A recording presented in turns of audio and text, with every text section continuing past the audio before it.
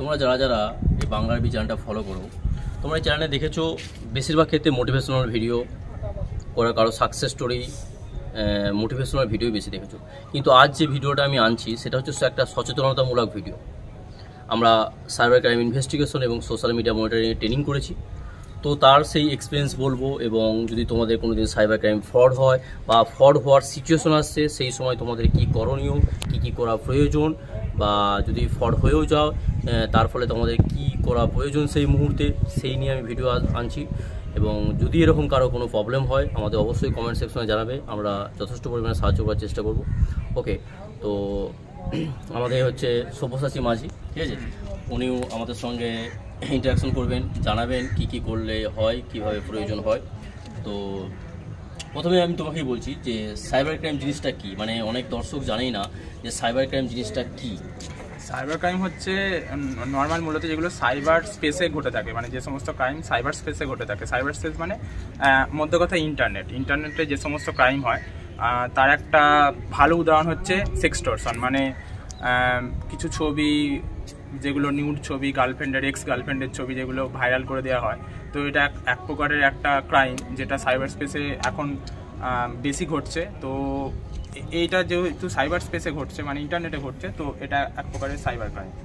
তো এইটুকুই। ঠিক, এটা বললো একটা উদাহরণ। তো এখন ফ্রডরা কি করছে, আগে কি হতো, আগে ধরো থানাতে বা মানে পিএসএ কমপ্লেন আসতো যে এই জায়গায় ডাকাতি হয়েছে, এই ব্যাংকে চুরি হয়েছে, এই জায়গায় একটা কিছু ডাকাতি করে বাস, ধরো এই বিশেষ করে জয়পুরের জঙ্গল বা এই সমস্ত জঙ্গলে কী করতো, যে ডাকাতরা কী করতো, বাস আটকাতো, সেখান থেকে তারা গয়নাগাটি চুরি করে নিয়ে চলে যেত, এরকমই ডাকাতি হতো।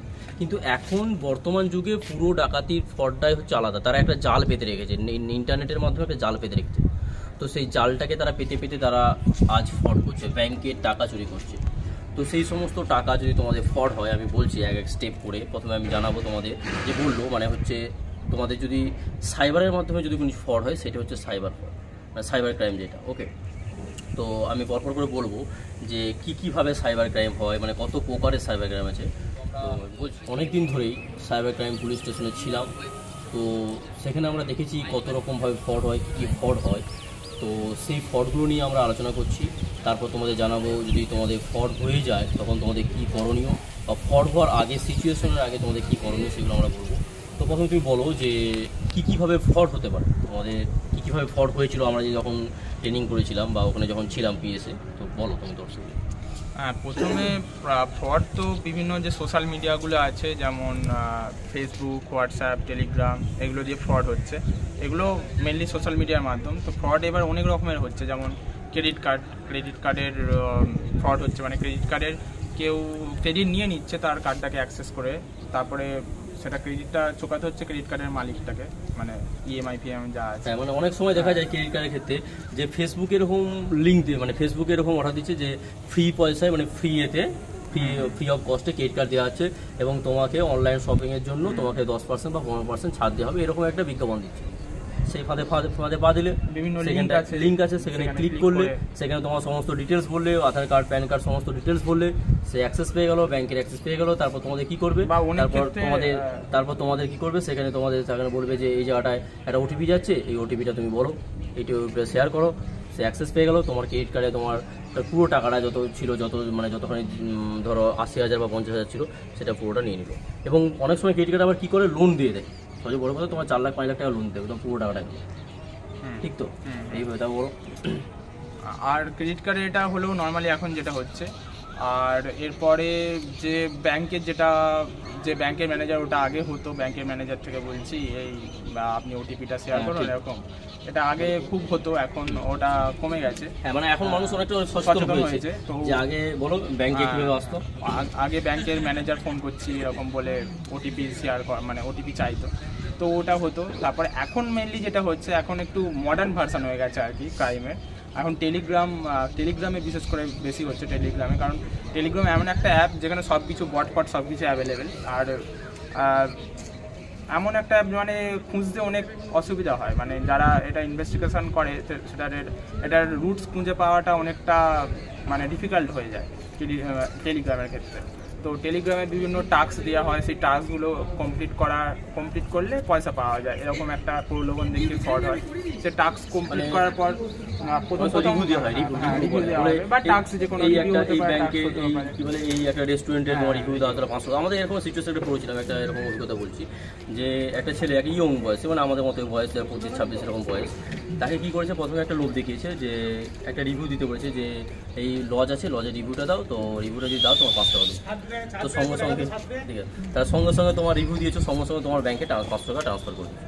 একটা তোমার বিশ্বাস জাগিয়ে দিবে, যারা ফ্রড করে তোমার বিশ্বাস যাবে। তারপর তোমাকে কী করেছে, দেখো আবার একটা রিভিউ দিতে বলেছে, তোমার ব্যাংকে 1000 টাকা দিয়ে দিয়েছে, এরকম 5000 টাকা দিয়েছে। তারপর কি করেছে, সে একটা বড় জাল পেয়ে তোমার মধ্যে মনে যে বিশ্বাস ছিল সেই বিশ্বাসটা জাগ্রত করেছে। তারপর সে পুরো তার কাছে 90,000 টাকা নিয়েছে, যে বলেছে তারপর তুমি এই টাকাটা পাঠাও বা এই লিঙ্ক করো, তাহলে তোমাকে আরও এত টাকা দেওয়া হবে। কিন্তু তারপর যা দিয়েছে টাকা, পুরো টাকা তার চলে গেছে। এইভাবে ফ্রড হচ্ছে ঠিক। টেলিগ্রামে এছাড়াও এটা তো টাস্ক হলো, এটা বিভিন্ন রিভিউ হলো। আর ক্রিপ্টোকারেন্সি বা যেগুলো আমাদের ট্রেডিং অ্যাপ আছে, ডিমাট অ্যাকাউন্ট আছে, সেগুলোরও পুরো একটা ভার্সান তৈরি করা হয় টেলিগ্রামে, যে পুরো একদম ডিট্টো কপি তৈরি করা হয়। সেখানে যে আমি ট্রেড করছি বা আমি ক্রিপ্টোকারেন্সি ট্রেড করছি সেরকম শো হয়, মানে ওরা অ্যাকচুয়ালি ফ্রন্ট এন্ডে করে থাকে। ওটা ফ্রন্ট এন্ডে আমি সব কিছু দেখতে পাবো যে আমি এত টাকা লাভ করেছি, এত টাকা ইয়ে করেছি, কিন্তু ব্যাক এন্ডে আমার কোনোই পয়সা থাকছে না, ঠিক আছে। তো যখন আমি পয়সাটা তুলতে যাবো, যে আমি তো দেখতে পাচ্ছি যে আমার 50,000 টাকা আমি লাভ করেছি, আমি তুলতে যাবো তখন ওখান থেকে ওরা বলবে যে আপনি 50,000 টাকা লাভ করেছেন, আমি এত টাকা ডিপোজিট করুন, 30,000 কি 40,000, তবে আপনি পুরোটা তুলতে পারবেন, মানে 40 আর 50 90,000 টাকা একবারে পেয়ে যাবেন। তো আপনি 40,000 টাকা দিলেন, 40,000 টাকা দিলে পুরোটাই আপনার ফ্রড হবে, মানে 40,000 টাকাটাই পুরো গেল আপনার। তো এরকম ফ্রড হচ্ছে। আচ্ছা আরেকটা বলো, যে আমাদের যে দেখতে পেয়েছিলাম যখন আমরা রেখে করছিলাম, যে যারা গ্যাস বুকিং করছে, মধ্যবিত্ত মানুষদের ক্ষেত্রে গ্যাস বুকিং হয়, তো তাদের ক্ষেত্রে তারা কি করে, যে ধরো তুমি গ্যাসটা বুক করেছো, তারপর ধরো কোনো একটা ফ্রড যারা এসব বসে আছে, ফ্রডস্টার যারা বসে আছে, তখন তারা কি করছে, যে তোমাকে ফোন করে বলছে যে তুমি তো গ্যাস বুক করেছো বা তোমার তো গ্যাস প্রয়োজন, তো তাহলে এই একটা তোমার ব্যাতে মানে একটা ওটিপি যাচ্ছে, ওটিপি নাম্বারটা বলো, তাহলে তোমার সঙ্গে সঙ্গে গ্যাসটা তুমি পেয়ে যাবে, একদিনের পর পেয়ে যাবে। তুমি জানলে সত্যিকারেই হয়তো আমার গ্যাসের লোকই ফোন করেছে, তুমি কেন গ্যাস অলরেডি বুক করেছো, ঠিক আছে। তুমি তারাও তো একটা অল্টারনেট এরকম নাম্বার লাগায়, যার লাগে লেগে গেল এরকম, হয়তো যারা 500-700 জনকে ফোন করে, তার মধ্যে 100 জনকে পেয়ে গেল এরকম, যে সত্যি তুমি গ্যাস বুক করছো। তারপর তারা কি করে, বলে ওটিপিটা দাও, সঙ্গে সঙ্গে তুমি ওটিপিটা দিলে তোমার কাছে দেবে ব্যাংক থেকে, তোমার 500-700 বা 1000 টাকা তোমার চলে যাচ্ছে। তো এই সমস্ততে কখনো ফাঁদে পা দেবে না। আরেকটা সব থেকে বড় কথা ভুল করে মানুষ, কখনোই তোমার ব্যাংকের ম্যানেজার বা ব্যাংক থেকে কোনোদিন তোমার মোবাইলে ফোন আসবে, এটা সবসময় মনে রাখবে, ফোন করবে না, ঠিক আছে। কোনোদিন ব্যাংক থেকে তোমাকে ফোন করবে না, ঠিক আছে। এটা সবসময় সচেতন থাকবে। তোমাকে এরকম ভয় দেখাতে পারে যে তোমার অ্যাকাউন্ট বন্ধ হয়ে যাবে, তোমাকে একটা ওটিপি দিচ্ছে, এটা হয়েছে, অনেক ক্ষেত্রে হয়েছে, আগে এটা বেশিরভাগ হতো যে তোমার অ্যাকাউন্টটা তুমি অনেকদিন তো লেনদেন করোনি, তোমার অ্যাকাউন্টটা বন্ধ হয়ে যেতে পারে। তো তোমার আমি একটা ওটিপি পাঠাচ্ছি বা একটা লিঙ্ক পাঠাচ্ছি, এই লিঙ্কটা ক্লিক করো, ওখানে তোমার এটিএম, আধার কার্ড, ভোটার কার্ড সমস্ত দাও, তুমি দিলে, বিশ্বাস করলে হ্যাঁ সত্যিকারই তোমার ব্যাংক থেকে বলছে। এরকমও অনেক ক্ষেত্রে হয়েছে যে লোন নিতে গেছে কেউ, লোন নিয়েছে, আজকে অ্যাপ্লিকেশন করেছে, লোন অ্যাপ্রুভ, সামথিং কিছুদিন, এক সপ্তাহ পর হয়েছে, যেদিন লোন অ্যাপ্রুভ হয়েছে পরের দিন কি ফোন এসছে ব্যাংক থেকে যে আপনার লোনটা অ্যাপ্রুভ হয়ে গেছে, আপনি এই ডকুমেন্টসগুলো দিন, আপনার এই লোনটাকে ফার্দার প্রোগ্রেসের জন্য পাঠানো হবে। তো আপনি বিশ্বাস করে দিয়ে দিলেন। এবার ওই যে লোনটা হয়ে গেছে, ওই যে ফোনটা করেছিল সে ফ্রডস্টার, পুরো লোনটার অ্যামাউন্টটাই সে পুরো নিয়ে নিল। মানে সে নেবে কি, সে নেবে হচ্ছে ওটা শপিং করে, সে অনলাইনে যে সমস্ত শপিং সাইটগুলো আছে, মিন্ত্রা হোক বা আমাজন, ফ্লিপকার্ট, সেখানে শপিং করে নেবে ইএমআইয়ের মাধ্যমে বা আদার্স কোনো মাধ্যমে, আর টাকাটা পে করতে হবে যে অনার আছে তাকে।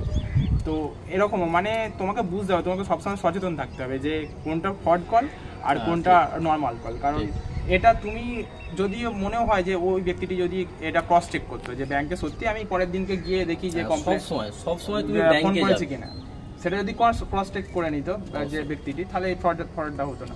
সবসময় মোবাইলের মাধ্যমে বসে তোমরা একটা বলেন অল্প বিদ্যা ভয়ঙ্করী, এটা সত্যি অল্প বিদ্যা ভয়ঙ্করী। এই সাইবার ক্রাইমের ক্ষেত্রে এই বিদ্যাটা অনেক ভয়ঙ্করী। তুমি সবসময় ব্যাংকে যাবে, একটা প্রতিষ্ঠানে গিয়ে তারপর সেটাকে চেক করবে, ক্রস চেক আগে করা দরকার। মানে তুমি একটা এতে ফাঁদে পা দিলে, তোমার ফ্রডস্টারটা তো বসে আছে তোমাকে ফাঁদে পা দেওয়ানোর জন্য, তোমার ক্রেডিট কার্ডে 15% ছাড় দেবো, তুমি তো লোভের জন্য যাবেই। তো সেইটা ক্রস চেক করার জন্য তোমাকে ব্যাংকে যেতে হবে। আচ্ছা এবার বলো, আরো অনেকভাবে ব্ল্যাকমেল করে হয়।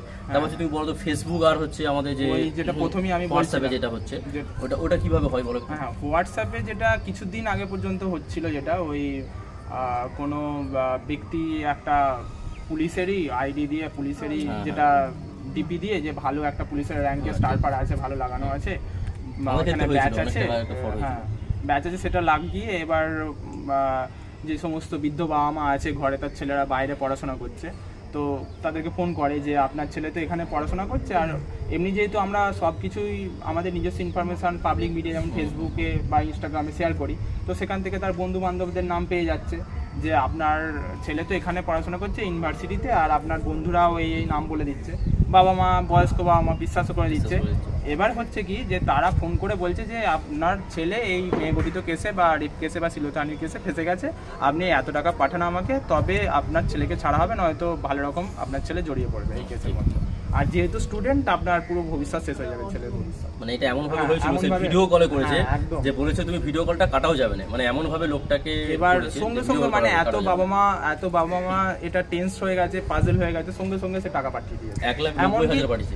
এমনকি ছেলেকেও পর্যন্ত কল করে ক্রস চেক করে, তো সবসময় ক্রস চেক করবে কোনো কিছু কল, মানে ফ্রড কল তুমি যদি ভাবো যে ফ্রড কল হচ্ছে, সবসময় ডবল ভেরিফাই করলে অনেকটা রোকা যাবে। মানে সাইবারও এক ধরনের যেটা এখন ফ্রডটা হচ্ছে, যে নর্মালি শপিং সাইটে যেটা ফ্রডটা হচ্ছে, শপিং করার সময় ধরো একটা প্রোডাক্ট সার্চ করা হলো গুগলে, হ্যাঁ এবার গুগলে শপিংয়ের তলার দিকে অনেকগুলো অপশান আছে, ঠিক আছে, যে এই সাইট থেকে কিনুন, তো সেক্ষেত্রে দেখা যায় 500-1000 টাকা কম আছে, আমরা ওই সাইটটার প্রতি প্রলোভিত হয়ে পড়ি, তো সেখানে যখন আমরা ক্লিক করি ঠিক আছে 1000 টাকা কম আছে, কিনে ফেলি, তো সেই সাইটটার না আছে কোনো অ্যাড্রেস, না আছে কোনো কন্ট্যাক্ট ইনফরমেশন, সেটা পুরো ফ্রড সাইট।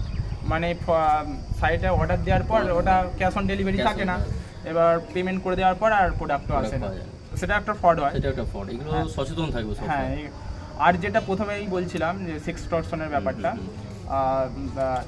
এটা এখন মানে হামেশাই হচ্ছে, বলা যেতে পারে হামেশাই হচ্ছে, আর এটা বেশি হয় ইনস্টাগ্রামে, কারণ ইনস্টাগ্রামে এখন ট্রেন্ডিং ভিডিও সবাই ছাড়ে, রিলস বানায়, বিশেষ ক্ষেত্রে মেয়েরা ফলোয়ারদের জন্য, তো সেক্ষেত্রে যেন সেখানে পাবলিক ইনফরমেশান যেন পাবলিকলি শেয়ার না করা হয়, পার্সোনাল ইনফরমেশান, যেমন তার পার্সোনাল মোবাইল নাম্বার হতে পারে। আমাদের এই যে একটা কেস হয়েছিল যে FIR করতে এসেছিল মেয়েটা, যেখানে তার একটা ওই সোশ্যাল মিডিয়া মানে ইনস্টাগ্রামে সেখানে তার মোবাইল নাম্বারটা দেওয়া ছিল, তো সেই ইনস্টাগ্রামটা হ্যাক করে নিয়ে মানে সেই ইনস্টাগ্রামের সমস্ত ইনফরমেশান নিয়ে অন্য একটা ইনস্টাগ্রাম অ্যাকাউন্ট তৈরি করা হয়েছে, পুরো সেম টু সেম ছবি দিয়ে, তো সেখানে নিউড ভিডিও আপলোড করা হচ্ছিল, এবং ওই মেয়েটার নাম্বার দিয়ে সেখানে লিখে দেওয়া হয়েছিল যে কল মি ফর সেক্স, তো সে হচ্ছে সাইবার ক্রাইমে কমপ্লেন জানাতে এসেছে। মানে তোমাকে কি করতে হবে, ওই তোমার যে পার্সোনাল ইনফরমেশান সেগুলো যেন পাবলিকলি না থাকে, মানে সেটা মোবাইল নাম্বার হতে পারে, ইমেল অ্যাড্রেস হতে পারে, যা কিছু, মানে সেটা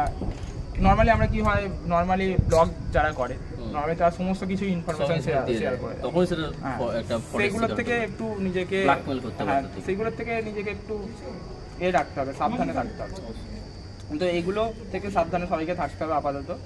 অবশ্যই আমি এখানে জানালাম এই ভিডিওতে যে তোমাদের কীভাবে ফ্রড হয়। এর পরের যে ভিডিওটা আমি আনবো সেটা হচ্ছে তোমাদের যদি ফ্রড হয়ে যায়, যদি সাপোজ ফ্রড হয়ে গেছে, তখন তোমাদের কী প্রয়োজন, মানে কী করা প্রয়োজন, সেইটা নিয়ে আমি ভিডিও আনবো, এবং ফ্রড হওয়ার আগের মুহূর্তে তোমাদের কী সচেতনতামূলক কী কাজ করা প্রয়োজন সেইগুলো আমি ভিডিও আনবো। তো ভিডিওটা 3টে পার্টে হবে, এইটা প্রথম পার্ট, তারপর দ্বিতীয় পার্ট এবং তৃতীয় পার্ট আসছে। ওকে, অসংখ্য ধন্যবাদ।